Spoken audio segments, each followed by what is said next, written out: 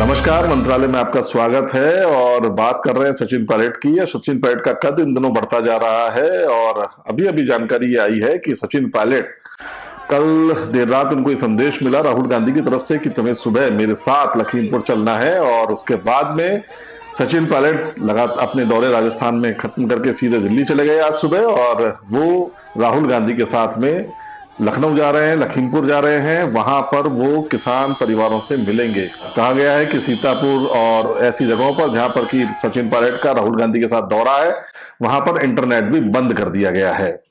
अब ये एक अब इससे पहले सचिन पायलट को महाराष्ट्र भेजा गया था। अगर आप तस्वीरों के अंदर देखेंगे तो सचिन पायलट का जिस तरह से कर्नाटक में स्वागत हुआ, ठीक उससे ज्यादा स्वागत उनका महाराष्ट्र के अंदर हुआ। एयरपोर्ट से लेकर के पीसीसी तक, यानी कि मुंबई कांग्रेस के ऑफिस तक उनका रास्ते में बहुत जगह स्वागत हुआ। बहुत बड़ी एक संख्या में कांग्रेस कार्यकर्ता आए हुए थे। सचिन पायलट जिंदाबाद के नारे लग रहे थे। यानी कि सचिन पायलट का जो फिगर है, अगर आप उसको देखेंगे तो इसका मतलब लग रहा है कि ये राष्ट्रीय नेतृत्व का सा फिगर बनता जा रहा है। हिंदी भाषी क्षेत्रों के अंदर उनका बड़ा प्रभाव है। इसके अलावा ऐसे क्षेत्र जहां पर कि जैसे कर्नाटका है, महाराष्ट्र है, जहां पर हिंदी से कम जैसे मराठी बोली जा रही है, इधर कर्नाटका में दूसरी भाषा बोली जा रही है, तो वहां पर भी सचिन पायलट का क्रेज बढ़ता जा रहा है। सचिन पायलट एक बहुत सदी हुई भाषा का इस्तेमाल करते हैं और कल उन्होंने सदी हुई भाषा के अंदर गहलोत को इशारों में एक बात समझा दी। गहलोत को उन्होंने समझा दिया कि सत्ता का अहंकार नहीं करना चाहिए। कल वो जब टोंक के अंदर अपना भाषण दे रहे थे तो उन्होंने इस बात को बहुत स्पष्ट शब्दों में कहा कि जब सत्ता में बैठता है कोई व्यक्ति तो वो अहंकारी हो जाता है, घमंडी हो जाता है, लेकिन जनता जनार्दन होती है और जनता कब पलटी खा जाए ये पता नहीं रहता। एक लाइन उन्होंने बोली है जिसको मैं आपको बताता हूं।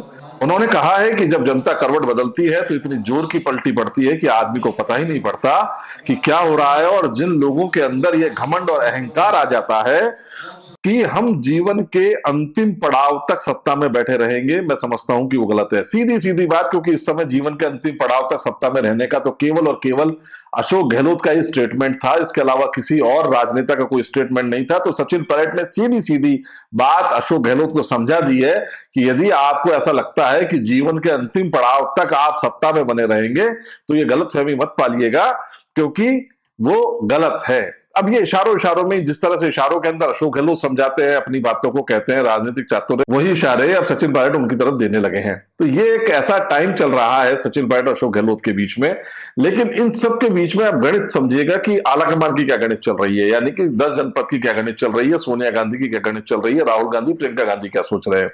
देखिए, प्रियंका गांधी राहुल गांधी इन दोनों को चाहिए यूथ का साथ, एक ऐसा चेहरा जो भीड़ जुटा सके, एक ऐसा चेहरा जिसके पीछे लोग चल सके और जो प्रभावशाली भाषण दे सके, जो प्रभावशाली तरीके से कांग्रेस पार्टी का पक्ष रख सके।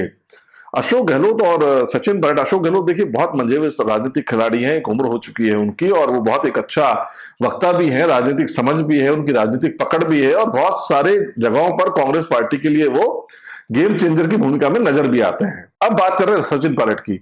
सचिन पायलट है एक प्रभावशाली नेता, एक अच्छे डिबेटर हैं वो, एक अच्छे वक्ता हैं वो, और उनकी जो कमांड है भाषा के ऊपर हिंदी और अंग्रेजी के अंदर वो बहुत जबरदस्त है। इसके अलावा क्षेत्रीय भाषा के अंदर भी जब वो बात करते हैं, जब क्षेत्र में जाते हैं तो उनकी वो कमांड, जो उनकी जो शैली है, वो उनको लोगों को जोड़ने का जो एक लोगों को जोड़ने का जो एक मंतव्य बनता है, जो लोगों को जोड़ने का एक माध्यम बनता है, वो सचिन पायलट के अंदर अब बखूबी डेवलप होता चला जा रहा है।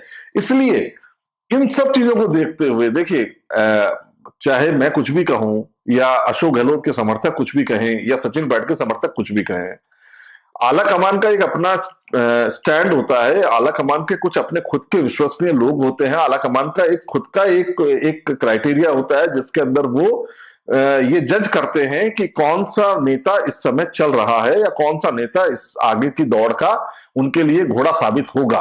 इस समय सचिन पायलट राजस्थान के अंदर एकमात्र ऐसे नेता निकल करके आ रहे हैं, इस तरीके से निकल करके आ रहे हैं कि वो आला कमान को ऐसा लग रहा है कि आने वाला राजस्थान अगर जीतना है, और राजस्थान ही नहीं जीतना, देखिए राजस्थान के अलावा उनको लोकसभा भी जीतनी होती है। 25 सीटें हैं हमारे यहाँ से, अगर लोकसभा के अंदर भी यहां से आधी सीटें भी जाती हैं तो कांग्रेस का बल बढ़ता है। कांग्रेस का, क्योंकि पिछली बार तो जीरो गई थी, बिल्कुल शून्य था, तो इस बार अगर वो ये चाहते हैं कि लोकसभा के अंदर भी राजस्थान से सीटें आए और विधानसभा के अंदर भी दोबारा सरकार बने, इसलिए राहुल गांधी बार बार सचिन पायलट के ऊपर भरोसा जता रहे हैं और इस बार वापस आज उनको लेकर के जा रहे हैं। इससे पहले आपने देखा होगा कि 2 बार राहुल गांधी के साथ में सचिन पायलट की मुलाकात हुई है, चर्चा हुई है, 4 घंटे एक बार हुई है, 45 मिनट एक बार हुई है। इसके अलावा लगातार वो संपर्क में है गांधी परिवार के। और अभी तुरंत ही उनको दिल्ली आने का न्योता मिला कि आप दिल्ली आइए और राहुल गांधी के साथ कोर कमेटी में शामिल होइए, जो उत्तर प्रदेश के अंदर जा रही है।